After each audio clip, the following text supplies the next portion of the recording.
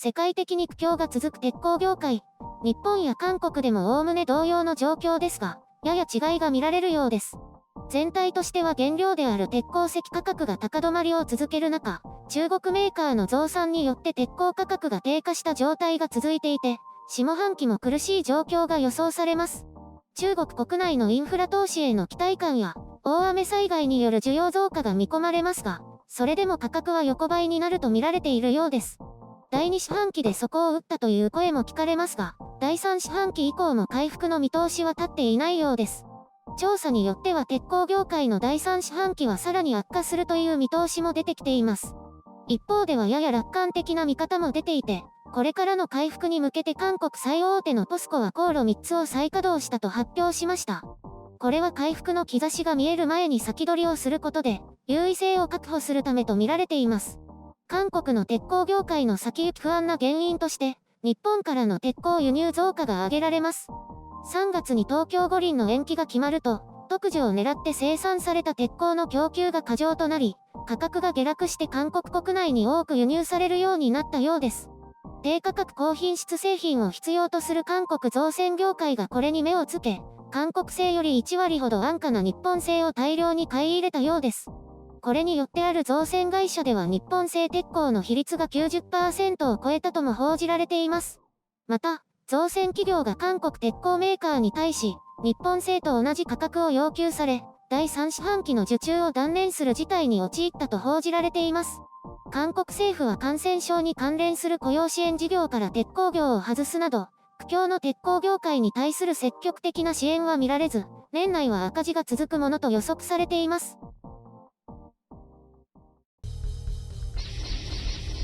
編集所管。日本の鉄鋼業が今年に入ってから4ヶ月連続で前年同期比輸出増が続いていましたが、背景にはこうした理由があったということでしたか。輸入の方は5ヶ月連続で減少となっていて、中でも韓国からの減少幅が非常に大きく、韓国鉄鋼業界へのダメージとなっていると見受けられますね。一方で輸入の方は台湾が3月以降増加傾向が続いているようです。価格差の問題なのでしょうか。輸出入統計はまだ5月実績までしか発表されていませんが、中国が6月に輸入を大幅に増やしたということで、日本の鉄鋼業界にとって明るいニュースであれば良いですが、これに関して韓国の鉄鋼業界では明るい話題はないですね。中国の輸入量増加の恩恵をいくらか受けているはずですが、価格競争で敗れてしまったのかもしれません。ただ、日本のメーカーについても安売りをしているわけですから、利益はそれほど大きくないわけです。受注減、生産減による苦境が続いています。韓国メーカーは製造コスト割れしたダンピングとしていますが、これはおそらく計算方法の問題で、現在急騰している鉄鉱石の価格で算出したのではないかと思います。こういう場合、韓国の人件費の方が高ければ、それで計算してダンピングだと主張することもできますからね。第3四半期の受注ということで造船メーカー向けに算出したものだとすればおかしな計算ではないですが、出荷時点ではコスト割れはしていなかったと思いますね。そうやってダンピング製品が輸入されていると政府に訴えることで何らかの行動を促しているのかもしれません。以前の報道では、原材料の高騰が続いているので、造船や自動車メーカーとの価格交渉を行うということでしたが、日本製のためにうまくいっていないということのようです。こういう時に国内の産業間で双方の生き残りのために協力し合うというのはないようですね。今回このような事態ですので、そんな悠長なことはやっていられないということなのでしょう。世知辛いですけど、ここに政府が手こ入れすれば、また競争を阻害する行為として訴えられかねないということかもしれませんが、感染症による影響ということで抜け道的な方策はないのでしょうか。韓国政府は鉄鋼業はいざとなれば資産売却で切り抜けられる余裕があると見ているのか、とにかく冷たいですね。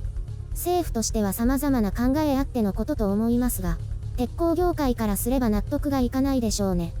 韓国鉄鋼業界は反ダンピング訴訟を起こせと声を上げるかもしれませんね。ここも政府とのせめぎ合いがあるかと思いますが、造船を生かすためにはダンピングを見逃さなければならなくて、でもそうすれば国内の鉄鋼産業が苦しむというジレンマ。先ほどの支援事業指定と同じで、今のところ韓国政府は鉄鋼業界に我慢を求めているようですね。かわいそうに。鉄鋼メーカーが体力があると言っても雇用維持も容易ではないと思いますので、何かしら手を打たねばと思います。先日ヒュンダイ製鉄が一つの工場を永久閉鎖したように、政府は閉じて売ればいいだろうと考えているのでしょうか。造船はあれだけ巨額を投入して出る造船海洋を救ったのに、鉄鋼には随分と冷たいですね。本当に死にそうになるまで救わないつもりのようです。まあ、税金の使い道ですからこれはあくまで韓国政府はそういう方針を貫くということにしておきましょう。感染症も一旦収まっても第2波到来と言われてどこの国も落ち着かない状況が続いていますね。ただでさえ経済は苦しい状況なので、感染症の恐怖に屈することなく、各国が立ち上がっていくしかないでしょう。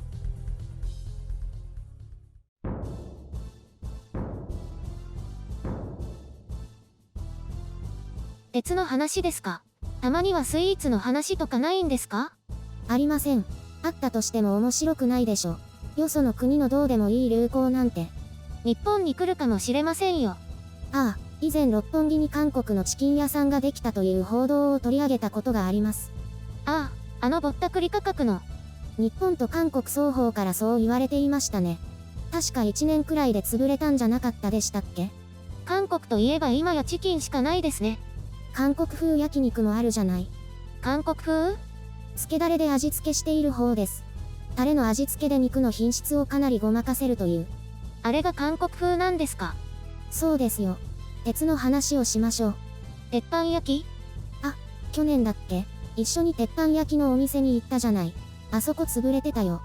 え、コロナで？いや、その前から。その説はごちそうさまでした。ちょっと、鉄板焼きの話じゃないっての。ふふふ、意外と簡単に引っかかりますね。こういう不毛なやりとり誰も望んでないから。いえ、実はこういう流れを望んでいる人が多くいるんですよ。私とか。白雪さん以外にいる？います。芋づる式に出てきます。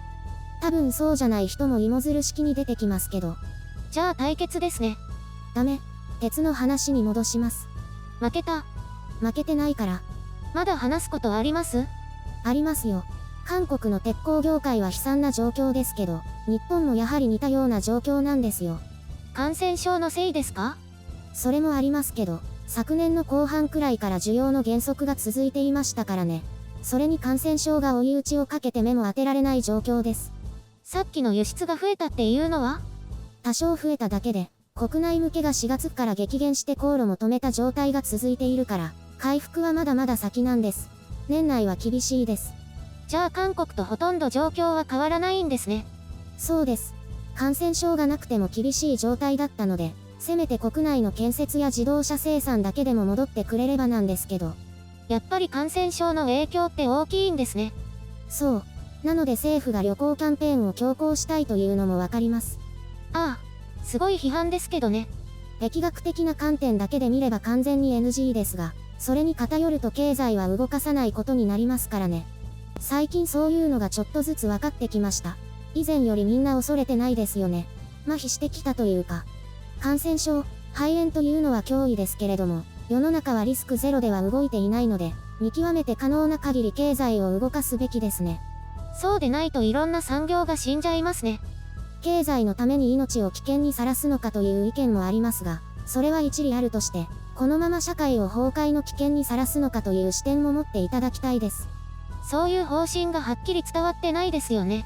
なんだか無理やり経済を生かそうとしているように思えますけど。発言する側の問題もありますが、伝える側のメディアにも問題があるのかもしれませんね。私は経済を動かすのでテレワークお願いします。まだ夢見てるんだ。ほんの少し。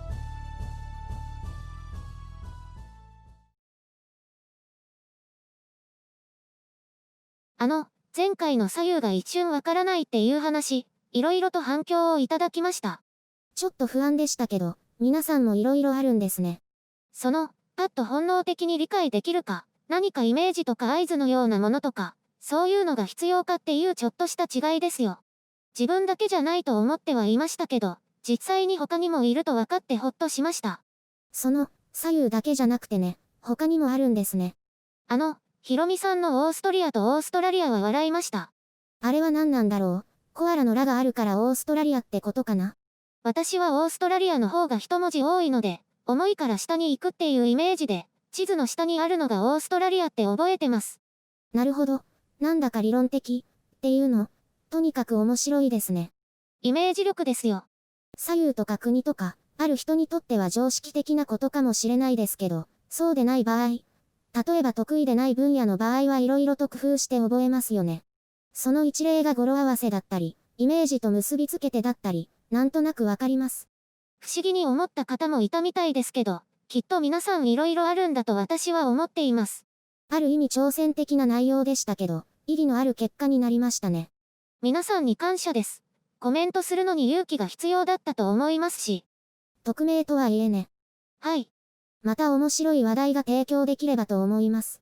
なんかこれ、今日もネタがなくってこんな感じになったんですね。そういうツッコミは余計なんだよ。